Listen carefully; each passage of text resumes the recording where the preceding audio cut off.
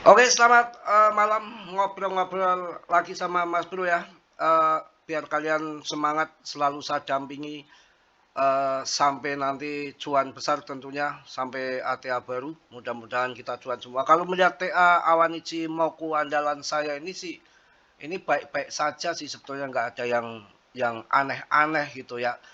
Dan ketika yang merah ini yang MA merah ini, yang MA merah di bawah ini kan ke bawah ya, tahu-tahu pam gitu. Dan ini sudah ndelongsor banget, dan ini MA ini MA yang saya garis ini kan ini merah.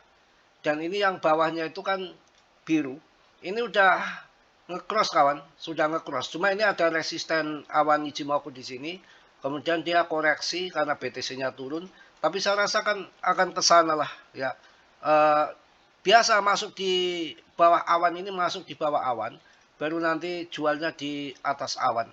Selalu naik itu di merah. Ini kan naik di merah ini. Ini mau naik, gagal. Ini waktu di sini itu kan banyak perkutakan Trump, ada tarif, ada macam-macam lah. Kemudian gagal di sini. Masa ini mau gagal lagi? Saya rasa enggak lah, tinggal tunggu ke sana aja lah. Pokoknya market tuh mereka yang kontrol kok, mereka yang atur kok. TA itu kebenarannya juga hanya 20-30%. Masa mau turun gini, siapa yang mau jual-jual terus? Dan data fakta yang di lapangan itu kan naik terus kok. Holdernya naik terus, juga dompet pemegangnya naik terus. Yang lain kan nggak ada yang kayak PP. Belum tentu 5 tahun, 10 tahun lagi ada koin seperti ini. Tapi penuh dengan manipulasi yang namanya game. Pemenangnya saja yang jual di pucuk itu berdasarkan data berdasarkan data itu 2 atau 3%. Ya ini daripada ngantuk, saya 2 hari ini ngantuk banget. Habis Isya itu langsung ngantuk, biasanya kan enggak ya. 2 hari ini ngantuk banget, mungkin pengaruh itu ya, obat flu mungkin, pengaruh obat flu. Oke, kita lihat juga di TKO ini udah mulai demand udah mulai masuk, ini udah banyak hijau-hijau, sudah mulai hijau-hijau.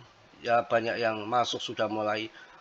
Saya nggak akan mau kecolongan kayak yang sudah-sudah, takut gini katanya bear nggak taunya nanti tahu-tahu pam. Saya nggak mau kecolongan, dan dulu juga sering terjadi. Bahkan kemarin tahun 2024 di akhir tahun itu kan YouTuber semua mengatakan bear market, mungkin hanya saya aja yang berani bahwa market akan bull kembali pada waktu itu.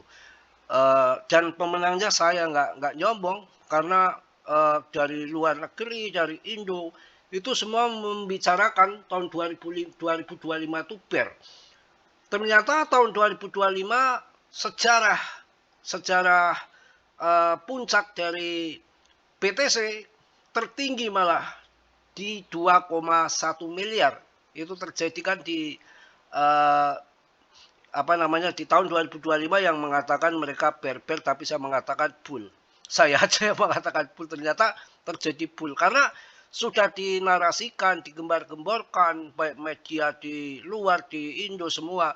Itu kan media itu yang pesan dia, yang kontrol dia, yang bayar dia. Itu biasanya sebaliknya. Kalau bilang bull malah ngeber. Ini semua tahun 2024 itu bilangnya bear, tahun 2025 malah bull. Ya ini tahun 2026 ini kan belum all season, udah 5 tahun ini. Barangkali nanti ya mereka apa namanya, berbagilah ya, berbagi, berendah hati, berbagi untuk gantian coin season. Kan di situ kan banyak koin-koin yang punya debt ternama ahli blockchain kan, seperti Cardano, Charles. Kalau melempem mulu nanti investornya bubar. Mereka juga saya rasa berpikir G-Set kan di situ ada PancakeSwap, ada BNB, banyak kan. Nanti gimana kalau nggak ada season, apakah nggak investornya bubar? Dia juga berpikir juga kali. Ada G-Set, ada ya yang lain-lain banyak kan yang punya meme coin. Kalau BTC kan cuma satu, memang nggak ada yang punya, nggak ada depnya. Satoshi itu kan nggak tahu kabarnya kan, sampai sekarang menghilang, nggak jelas kan.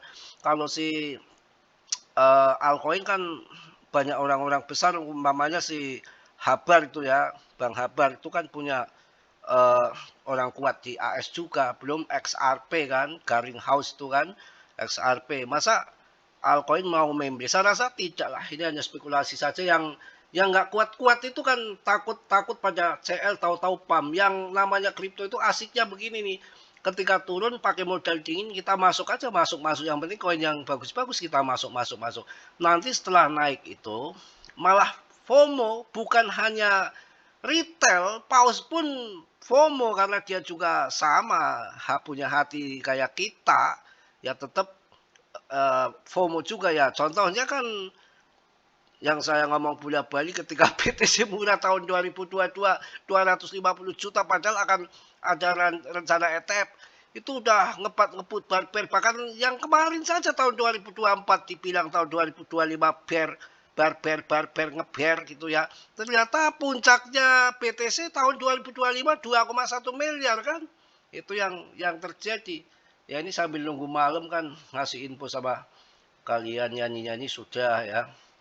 Tadi jalan-jalan sudah komplit aja mas bro, yang penting nikmati hidup seindah mungkin ya kawan.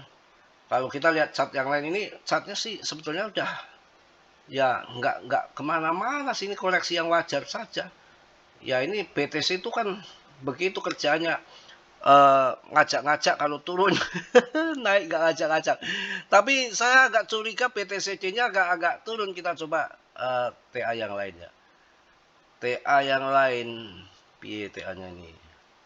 Ini buang dulu ini Cimokunya nih. Oke, kita lihat di Bollinger Band seperti apa Bollinger Band-nya. Tuh, ya kan? Udah ngerucut kayak tikus gini nih. Ini kalau sudah ya kayak gini, ngerucut gini kan, kemudian pump. Ini udah menukik sekali, harga udah di bawah ini. Ini udah volume itu udah dikatakan kecil ini.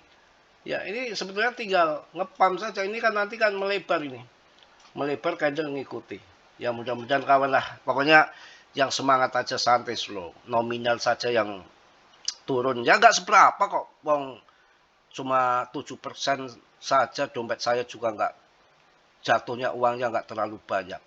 Ya jangan takut juga ya, pokoknya permainan mereka yang memainkan ya, dibilang narasi semua para pakar-pakar mengatakan dengan data ini 2025 ngeber, ternyata malah BTC ngebull. Mau bear mau bull itu tinggal gelontorkan uang, tinggal mereka mainkan kok. Kalau mereka sudah mau sepakat BTC di harga sekian Satwe, kemudian altcoin season yang nyatanya BTC-nya kan masih di atas begitu ya. Pokoknya celotehan malam ya santai-santai aja, saya bahasnya juga nggak begitu kedubukan ya. Mungkin itu aja untuk yang malam menemani kalian yang trading. Mudah-mudahan cuan, hati-hati, market anomali sekali. Jadi kalau yang banyak yang trade itu kita lihat posisi di trading view, berat mana. Kalau berat ke atas pada pasang leverage tinggi tingkat dewa atas ya kalian harus ngambil yang short berlawanan. Itu biasanya seperti itu yang saya lakukan. Tapi saya juga nggak pernah main leverage sih, paling main support saja ataupun swing santai ya. Mungkin itu, tetap dia riset sendiri dalam dunia kripto, berisiko tinggi, bisa cuan, bisa memble, ya semua tanggung jawab masing-masing. Mas Bro hanya memberikan info sebatas yang saya tahu dan selebihnya kalian tanggung masing-masing. Tetap semangat lah, tetap yakin. Saya udah, batin saya tuh merasakan kalau nanti akan rungkat itu udah terasa ada getaran-getaran. Ini santai aja, saya hampir tiap hari saya akumulasi 100, 200, 300, kadang 250, kadang cuma gocap ya, santai seadanya, harga jadi bervariasi gitu ya. Salam dari Tegal Mas Bro, assalamualaikum warahmatullahi wabarakatuh. Jos.